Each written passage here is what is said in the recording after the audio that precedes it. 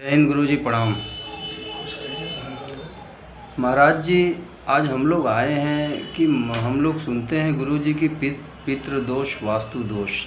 ये दो शब्द ऐसे हैं कि जो कहीं ना कहीं लोगों को भ्रमित करते हैं।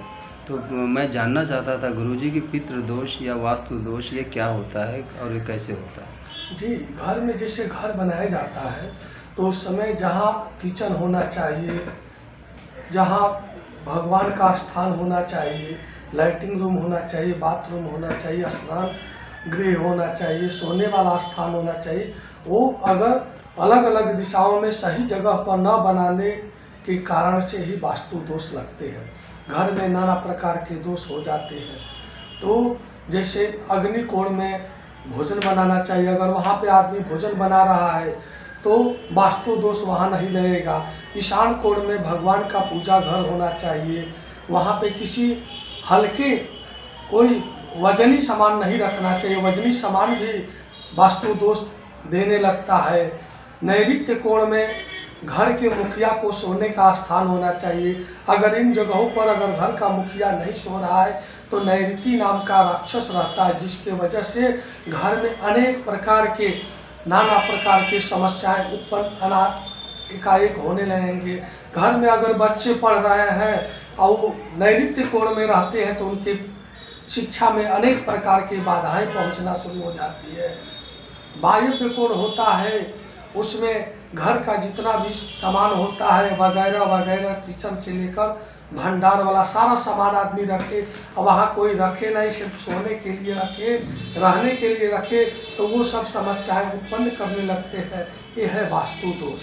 महाराज जी, अगर वर्तमान के परिप्रेक्ष्य में देखा जाए तो तमाम लोग जो परेशान हैं उनको वास्तु दोष या ग्रह दोष, अगर आप कहें तो 100 में से 10 लोग 20 लोग तो कहीं ना कहीं ख़राब भी होते हैं महाराज जी। तो कैसे पंडित जी का चयन करके और कैसे अपने कष्टों का निवारण किया जाए। जी, उसमें बहुत अच्छे तरीके से उसका निवारण किया जा सकता है। अगर जो बताया जा रहा है, जैसे अग्नि कोण में भोजन बनना शुरू हो जाए, नैऋत्य कोण में मुखिया सोना शुरू कर दे, और ईशान कोण में अच्छे ढंग से पूजा पाठ होने लगे, और पूर्व दिशा, पश्चिम दिशा, उत्तर दिशा और दक्षिण दिशा में लाइटिंग रूम, बाथरूम हो जाए, तो सारे दोष समाप्त हो जाएंगे। यहीं पर पितृ दोष आता है। मान लीजिए किसी घर में कोई बच्चा है, अकाल मृत्यु में जैसे जो लोग गुजर जाते हैं वहाँ पितृ दोष आ जाता है। पितृ दोष का बहुत प्रकार से शांति का उपाय है। वो घर के जो पिता हैं, माता है, जो भी बुजुर्ग हैं, अपने माता पिता का फोटो रख कर उनका मुख अपने माता पिता का मुख उत्तर दिशा में लगाकर अपने दक्षिण दिशा में मुख कर कर अपने माता पिता का पूजन पाठ करने मात्र से पितृ दोष समाप्त हो जाता है। ऐसे जब पितृ पक्ष आता है उसमें हाथ जोड़कर अपने पितरों को रोज तिल और जल से जल दिया जाए, अमावस्या के दिन उनको भोजन कराया जाए, त्रिपिंडी वगैरह बहुत से चीज़ ऐसे पूजा पाठ में आता है, इनको करा दिया जाए, उनको भोजन करा दिया जाए, तो पितृदोष समाप्त हो जाएंगे उनके घर के। और बहुत समस्याएं होने पर गया उनको ले जाकर बैठा देने से भी उनकी मोक्ष हो जाती है। अगर मान लीजिए उनके पास गया ले जाने की क्षमता नहीं है तो बस हाथ जोड़कर उनको प्रणाम करें और तिल और जल अपने पितरों को पितृ पक्ष में अर्पण करें। उतने से उनके घर का पितृ दोष हमेशा के लिए समाप्त हो जाएगा। महाराज जी, अगर ज्योतिषाचार्य और ज्योतिष के समाधान की बात की जाए तो मैं दो मुख्य बिंदु ऐसे चाह रहा था कि कोई व्यक्ति अगर परेशान हो तो कैसे ज्योतिषाचार्य का चयन करे और ज्योतिष संस्थान में कैसे जाए। जी, हमारा ये माँ पीताम्बरा ज्योतिष परामर्श केंद्र है। मैं इस चीज़ को देखता हूँ, ज्योतिष एक ऐसा चीज़ है कि शरीर के पूरे शरीर में अंग में कौन सा समस्या है, किस बीमारी की वजह से सामने वाला परेशान हो रहा है, तो जो नवग्रह होते हैं, नवग्रह ही हमारे पूरे शरीर का भोग करते हैं। अगर जैसे मान लीजिए सूर्य है, सूर्य अगर उनका नीच का हो गया है, सूर्य उनके शत्रु घर में बैठा हुआ है तो नाना प्रकार की समस्याएं देने लगता है। सूर्य जानिए हड्डी का अधिपति होता है। सूर्य हमारे शरीर में हड्डी का निर्माण करता है।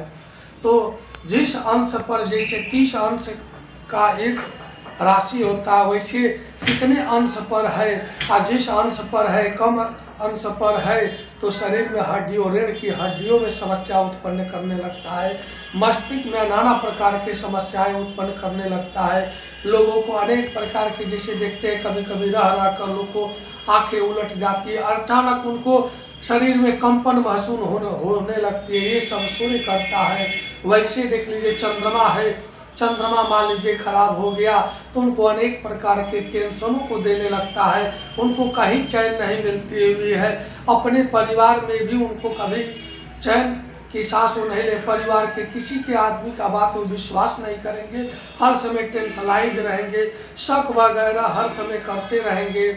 तो इसका समाधान भी है, सूर्य की खराब चल रहा है तो लाल वस्त्र आदमी धारण करे, लाल फलों का सेवन करे तो सूर्य दोष समाप्त हो जाता है। सूर्य भगवान को जल में रोली डालकर अगर जल दे तो सूर्य भगवान का दोष समाप्त हो जाएगा। चंद्रमा है तो सफ़ेद वस्त्र धारण करे, खीर वगैरह खाए तो चंद्र दोष समाप्त हो जाएगा। चंद्रमा शरीर के मस्तिष्क और कमर को देखता है, गुप्त रोगों को देता है, तो ये सब जितना भी समस्याएं चंद्रमा के कारण होता है। मंगल है, मंगल भी सर को देखता है और गुप्त इंद्रियों को देखता है। मंगल खराब हो गया तो नाना प्रकार की दुर्घटनाएं होती है, दुर्घटनाओं से लोग त्रस्त हो जाते हैं, कहीं ना कहीं से उनके शरीर से ब्लड बाहर आएगा और ब्लड का संरचना करता है स्वयं मंगल। और उसी में किसी पाप ग्रह का युति हो जाए मंगल के साथ में और साथ में चंद्रमा आ जाए तो भयानक से भयानक रोग को देते हैं। और चंद्रमा को शांत करना है तो मूंग की दाल वो खाया करें, अनार का जूस को पिया करें, लाल वस्त्र को धारण किया करें, मंगल दोष समाप्त हो जाएगा। मंगल प्रसन्न हो गया तो घर में जमीन जायदाद मकान वाहन ये सब का सुख मंगल तुरंत देना शुरू कर देता है। मंगल जमीन का अधिपति है, भूमि बहुत जल्दी प्रदान करता है मंगल। हनुमान जी की भी पूजा अगर वो लोग कर रहे हैं तो मंगल देवता प्रसन्न हो जाते हैं। जैसे बुध हो गया तो बुध हमारे गला को देखता है, गर्दन को देखता है, पेट के नाभि के निचले भाग को बुध देखता है। ठीक, बहुत बहुत धन्यवाद आपका गुरुजी।